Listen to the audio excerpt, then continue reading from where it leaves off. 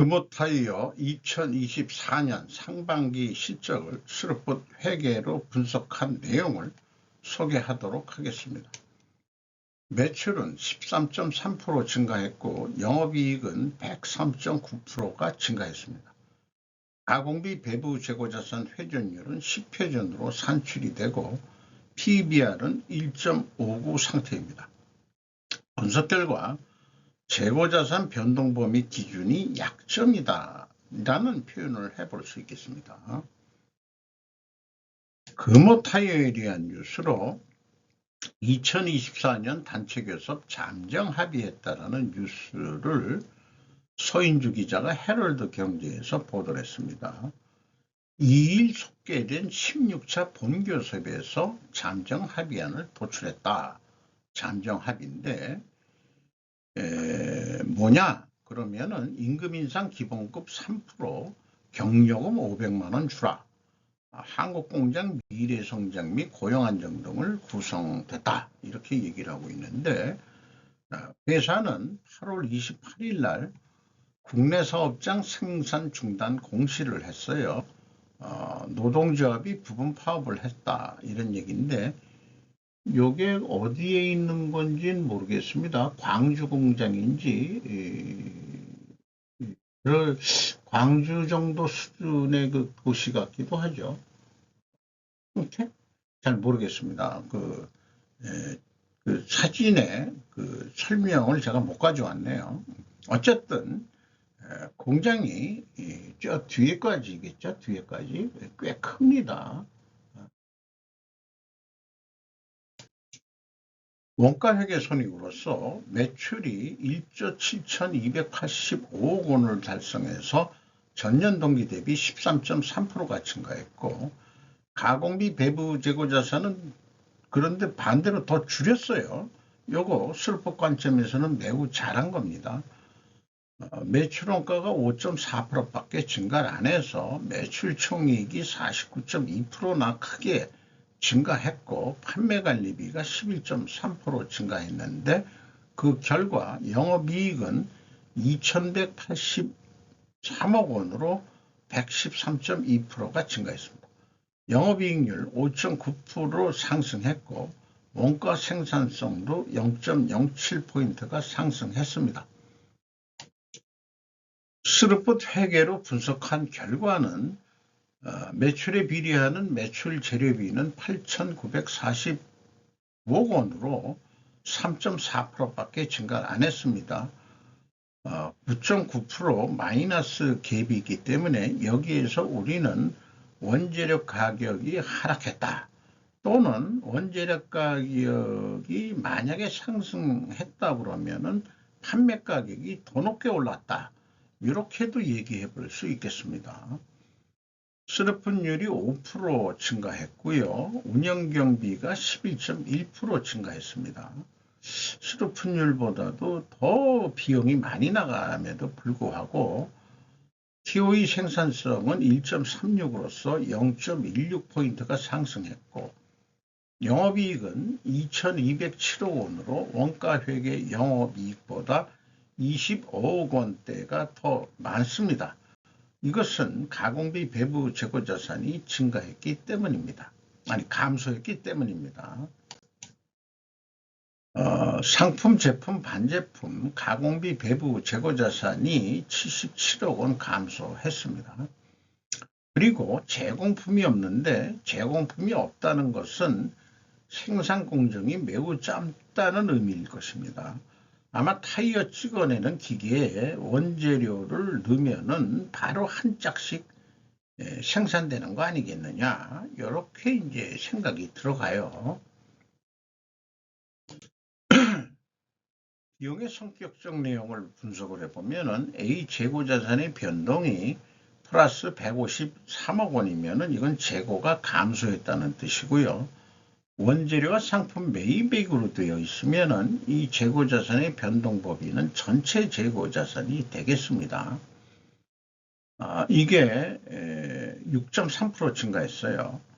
왜 매입액이 안 되느냐 그러면은 여기 비성분을 통해서 총 제조 비용을 아마 우리가 도출해 낼 수 있는데 이게 이 제조 원가라는 것은 사용 원재료 투입액 그러니까 사용량 더하기 가공비해야 되는데 원재료 매입액이 되어 있으면은 계산하기 이거 가지고는 계산하기 어렵다 이거죠.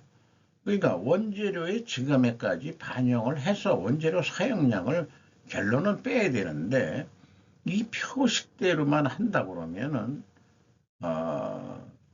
이게 모순이 나오죠. 가공비를 더하면은 그것이 총 제조 비용에 왜곡이 생긴다.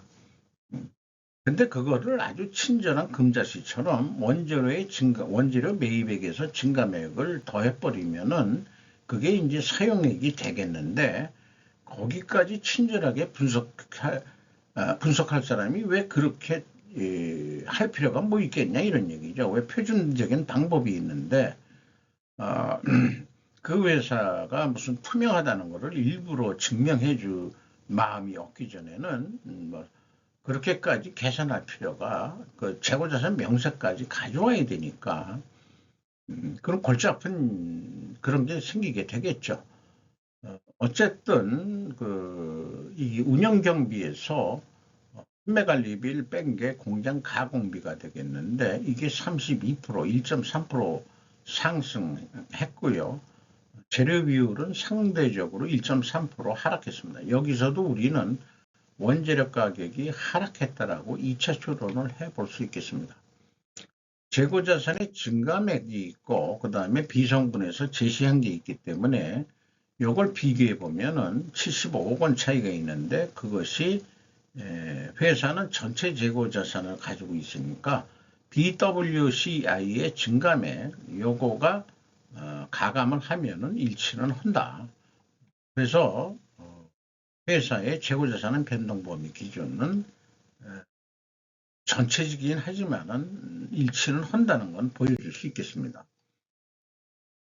말씀드린 대로 PQ 총 제조 비용에 갭이 있죠. 요게 원재료만이 아니고 그 저장품 뭐 이런 것도 들어가 있고 미착품도 들어가 있으니까 원재료만 반영해서도 그 맞아떨어지지가 않죠. 그러니까 이게 그 투명성에는 한계가 있다 이렇게 봐집니다. 전체 재고자산으로 하면은 현금흐름표 기준에는 일치를 합니다. 운영경비로서 인건비가 2,573억 원이 집행이 됐는데 27.6%나 증가했어요. 직원 수는 또 72명이 증가했어요. 그런데 평균 임금이 26%나 증가할 것으로 상승할 것으로 보입니다. 이렇게 인건비가 오르니까 노동 생산성 떨어졌고요. 노동 분배율도 떨어졌습니다. 회사가 이 월급 올려주냐고 이익이 적게 난다는 얘기죠. 슬픈 영업 이익이. 운반비 9.7% 증가했고 지급 수수료는 1.9%가 감소했습니다. 전년보다 인건비가 26% 인상되었음에도 부분 파업을 벌였다. 한국 타이어의 임금 수준과 비교할 필요가 있지 않겠냐 이런 생각을 해보게 되는데 월급을 올려줬는데도 그 파업을 한다. 참 문제가 있네요. 문제가 있어요. 연봉 그 생산직이 뭐 사무직 다 포함해서 평균이지만은 9천만 원대면은 이건 매우 높은 수준 아닙니까? 가공비 배부 자산 회전율이 10회전으로 회전율은 상승했고요. 스루픈율도 상승했습니다. 금호 타이어가 매출이 증가하면서도 재고를 줄이는 것이 의도적인 재고 관리였다면은 이것은 경영의 커다란 어떤 쇄신일 거라고 보입니다. 이자부채 레버리지율이 63.8%인데 우리 국내에서는 50%가 넘으면은 경영권을 뺏기게 돼 있는데 튼튼히 견디고 있죠. 은행이 주주로 들어와 있어서 그런 면도 있는 것 같습니다. 그런데 이런 질문을 해볼 수 있겠어요. 레버리지율을 50% 그래도 내려야 되지 않느냐? 어떻게 내릴 것이냐. 이것이 이제 금호타이의 과제가 될 것 같습니다. 경영평가 지표 두 가지 모두 상승했기 때문에 회계 투명 가정을 하는데 투명한 것도 입증을 해야 되니까 원재료 가격이 하락해야 되고 1, 2차 추론의 추론과 동일하죠. 그러면은 모순은 안 됩니다. 그리고 판매 가격은 인상이 됐어야 됩니다. 그리고 또 하나 추가적으로 재고에 의한 수량에 의한 재고 회전율로 보여주면은 가능할 것입니다. 그래서 원재료 가격이 하락했냐? 단순 평균으로는 하락했지만은 가중 평균으로는 0.2% 상승했어요. 그리고 타이어 가격은 1.3%가 인상이 됐습니다. 그러면은 여기서 원재료 가격 추이와 제품 판매 가격 추이 공시는 매우 높은 수준이다. 원재료 때문에 가중 평균이 가능하게 이 매입 비중을 다 공시를 해줬거든요. 82% 범위 내에서 그렇습니다. 이렇게 좀 말씀드릴 수 있겠습니다. 그런데 이게 0.2% 원재료가 상승했는데 판매 가격이 1.3%니까 요거를 거꾸로 얘기해서는 이 제품 가격 기준으로 봤을 때는 상대적으로 원재료 가격은 하락했다라고 인식은 가능하겠습니다. 지금 얘기한 것이 이제 이렇게 조변표로 만든 거고요. 기업 물가 지수도 한국은행이 좀 해야 되겠다. 이렇게 좀 말씀드릴 수 있겠고, 연말 매출액은 전년도에 비해서 57.3% 진도율을 보내고 있어요. 끊임없이 저는 똑같은 폼으로 중국하고 디커플링 하세요. 요거를 상징적으로 총 제조 비용에서 재료비하고 운영경비를 디커플링 하라는 상징적인 의미를 쓰고 있는데, 자, 우리나라 경제도 중국하고 디커플링을 해서 미국과 공조 체제로 가야 되는데, 금호타이어는 하도 금호그룹이 중국 하이난 그룹한테 돈을 많이 빌려 써가지고 못 갚아가지고 결국 이 중국한테 회사를 넘겼죠. 금호타이어는 중국 자본이 먹었습니다. 운영경비 기준으로 해서 연말 매출액 3조 한 4,560억 정도 할 것 같고, 할 것 같은 게 아니고 그렇게 계산해 내는 거죠. 그 다음에 매출 재료비 기준으로도 동일한 그램으로 예측해 볼 수 있겠습니다. 그래서 연말 매출액을 3조 4,500억을 한다면은 영업이익은 4,344억 원 영업이익을 낼 것이다. 그리고 연말 회전율은 20회전으로 예상이 되는데 좀 더 노력을 해서 21.5회전을 해보자. 그러면은 매출이 3조 7천억 원대를 해서 영업이익은 5,350억 원으로 이익을 낼 것이다. 예측에서도 재고가 감소했을 때는 재고 회전율이 상승하고 원가 회계 영업이익보다 이익이 증가하게 되어 있습니다. 그 다음에 판매액가는 원가 회계보다 높게 예측하게 숫자가 나옵니다. 이런 것들을 포함해서 저는 재고가 감소해도 판매가가 높게 나오기 때문에 디플레이션 완화 효과가 있다. 이렇게 좀 저는 주장합니다. 주가는 4,610원으로 140원이 하락했는데 장부 가격 대비 159%, 1.59가 되겠습니다. 내려갔어요. 경영성과는 올라갔는데 주가는 내려갔네요.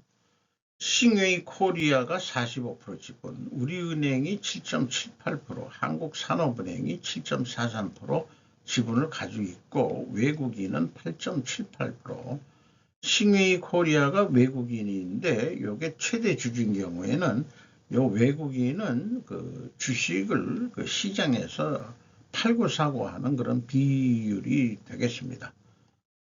이상 마치도록 하겠습니다.